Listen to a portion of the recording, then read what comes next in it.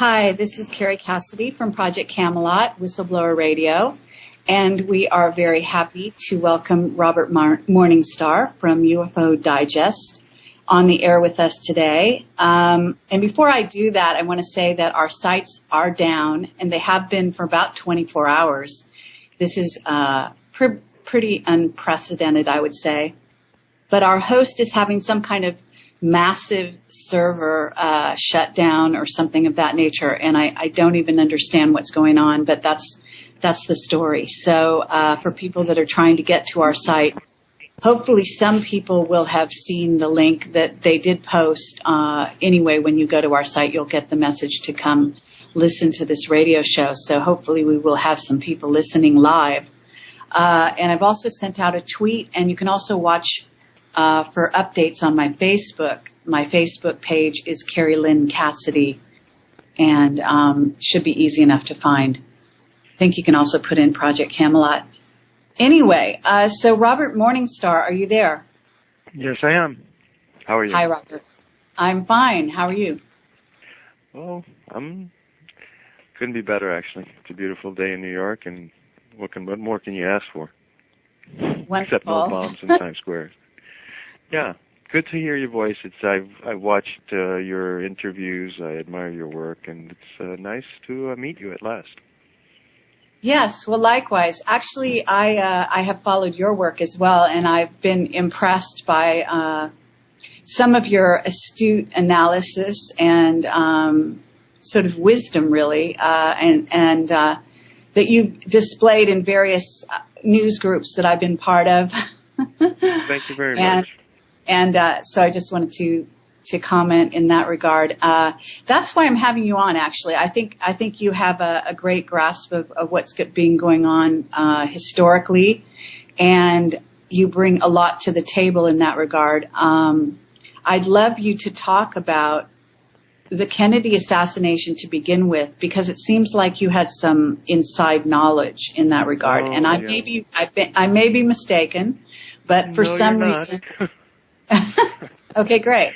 So maybe you could start there.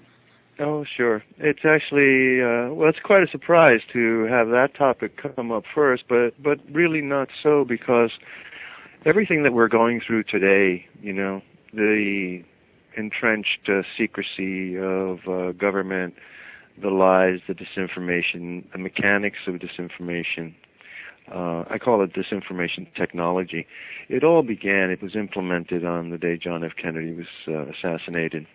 And we are seeing the results of 45 years more of public deception, and the weight of the lies has grown so great that it's crashing down on government and bureaucracy, because all deception carries great weight, in that when you tell a public lie, you have to then support it with more and more lies, and it drains your resources of perpetuating the big lie by a concatenation of thousands of little lies.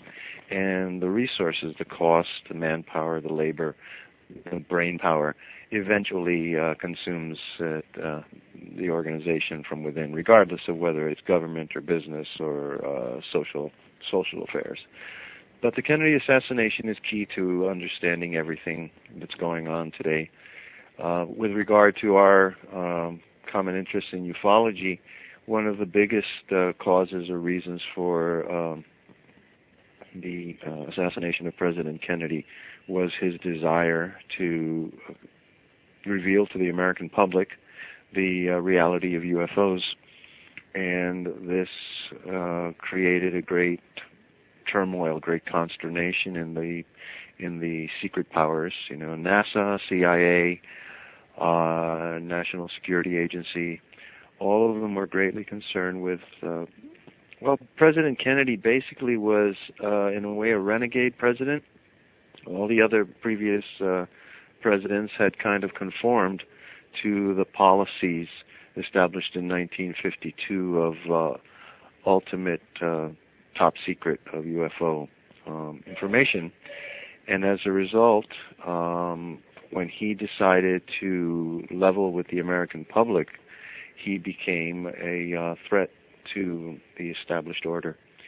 And that was only one. I mean, of course, he was against the Federal Reserve. He was prosecuting and persecuting the mafia and changing world affairs. He wanted détente with the Russians, 11, 12 years ahead of time before Nixon got on that bandwagon. He proposed joint ventures to the moon with the Russians. He actually did that on November 12th, 1963, when he had a long conversation with James E. Webb, the director of NASA at that time, and trying to persuade him. Actually, the president has the right to order somebody, and he was trying to refrain from ordering the guy to do this job, which was establish scientific contacts with the Russians through the Russian Academy of Sciences, and to propose joint ventures in space exploration to the moon. That conversation is still secret since November 12, 1963. So there's something there that the government doesn't want out. And when you say it's still secret, Robert, when you say it's still secret, are you saying that because I have heard that he was going to do that, that he wanted to do that? Yeah, what I'm saying is the conversation itself, the transcript, yes, and the recording has not been allowed to go public. And there is another conversation that he had about a year earlier with James E. Webb that I put out on the internet a while ago. And this one was really interesting because James E. Webb is a very surly old geezer. Pardon the expression, I have very little affection for the guy. But he is really rude to the president, speaks down, talks down to him. And the reason that he was so adamant in opposition to President Kennedy was that President Kennedy was saying, look, we have to go to the moon and we have to get there before the Russians. This is the biggest thing that the world has ever seen. And if the Russians get there first, we're going to be second-rate technological country. And James E. Webb is saying, no, we have a plan to, explore outer space and to take local control of outer space. His ideas were very, strategic, global military control of outer space. That's the what I infer from his comments, and that he had a plan for building up our space industry, and going to the moon was not a priority. And President Kennedy became I guess, well, not quite irate, just disappointed, not knowing how to deal with the guy, and he turned to somebody and asked for help. It's like, can you explain to this fellow how important the moon project is? And it's very revealing. Now, the conversation of November 12th was when he did give him orders. He'd had it after a year of dealing with James E. Webb. He basically had it, and he sent him an order. And he sent an order saying that he wanted a reclassification of all unknowns. Unknowns was the code word for UFOs in those days. And he wanted a reclassification of all unknowns, and he wanted it on his desk by February 1964. And he wanted to know what were the U.S. Air Force secret projects distinct from the U.S. Navy, CIA, and Army space projects, because no one knew which was which. And then he wanted to extract those, the knowns, from the unknowns, and the unknowns that remained were either Russians or our friends, the extraterrestrials.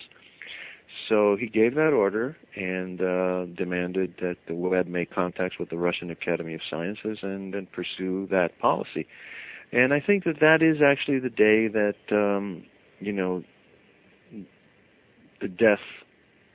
his death was really signed, sealed, and delivered, though the plans were in gear for quite a long time before that.